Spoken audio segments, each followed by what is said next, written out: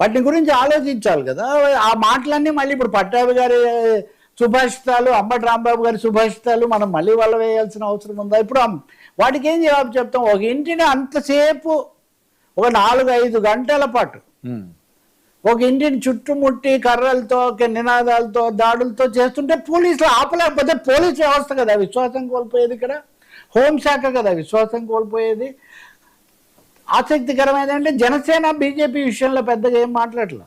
జనసేన నిన్న రియాక్ట్ అయింది అంటే ఆయన మీద, అంబటి గారి మీదే సవాళ్ళు కట్టి విసిరారు. మాట్లాడడం తప్ప అన్నారు, కానీ దాడులు కూడా సరికాదని కూడా వాళ్ళ అధికార ప్రతినిధులు వీళ్ళు చెప్తారు. అంబటి రాంబాబు మాట్లాడిందని ఎవరు సమర్థించరండి.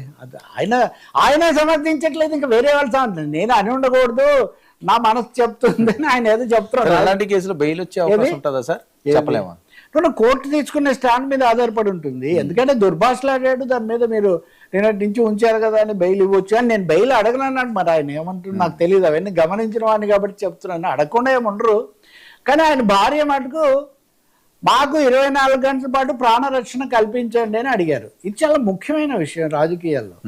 అనేక సామాజిక వర్గాలు, తరగతులు ఇవన్నీ కూడా ఉంటాయి. అటువంటిప్పుడు ఏ కారణం వల్ల అయినా ప్రాణరక్షణకు అని అడిగినప్పుడు, అడిగిన తర్వాత దాడులు కనుక జరిగితే అది ఒక వ్యక్తికి సంబంధించిన, ఒక కుటుంబానికి సంబంధించిన అంశంగా కాకుండా దానికి ఒక సోషల్ ఇంపాక్ట్, ఒక సామాజిక ప్రభావం వస్తుంది. నేను ఇందాక అన్నది అదే, పెన్న మీద నుంచి పొయ్యిలోకి అని మత కోణం తీసుకొని రావాలంటే అది కనుక కుల కోణంగా మారితే ఏం జరుగుతుంది? అదే మంచిది కాదు ఆంధ్రప్రదేశ్కు. ఇప్పటికే 2-3 సార్లు అనేక కలవలాలు చూసినటువంటి ఆ రాష్ట్రానికి ఇది క్షేమదాయకం కాదు. స్వామి వారు ఇది కోరుకోరు. సర్వేజన సుఖినో భవంతాన్ని కోరుకుంటారు. ఎవరు గెలిచేవాళ్ళు గెలవండి, ఓడేవాళ్ళు ఓడండి, కానీ నా లడ్డు కోసం, నా నెయ్యి కోసం మీరు ఒకరినొకరు తిట్టుకొని కొట్టుకొని ఇది ఏంది అని ఎవరైనా నిజమైన భక్తులు వీళ్ళంతా కోరుకుంటారు. కాబట్టి ఏం జరుగుతుందో తెలియదు. జగన్మోహన్ రెడ్డి వెళ్తారన్నారు, ఆయన నిన్నటి నుంచి ట్వీట్లు పెడుతున్నారు. కానీ ఇక్కడ ఎవరు డైవర్షన్, ఇద్దరు డైవర్షన్ అంటున్నారు. ఎవరు డైవర్షన్ చేస్తున్నారు, ఎవరు డైరెక్షన్ చేస్తున్నారు? ఇది కూడా తప్పకుండా ఆలోచించాల్సిన విషయమే కదా. డెఫినెట్గా తెలియకుండా ఫ్లెక్సీలు పెట్టట్లేదు, తెలియకుండా అక్కడికి వెళ్ళట్లేదు, తమ మాటలు ఏం ప్రభావం చూపిస్తాయని వాళ్ళకి తెలియంది కాదు. కాబట్టి ఇది చాలా ఆందోళనకరమైన సన్నివేశంలో ఆంధ్రప్రదేశ్ ఉంది.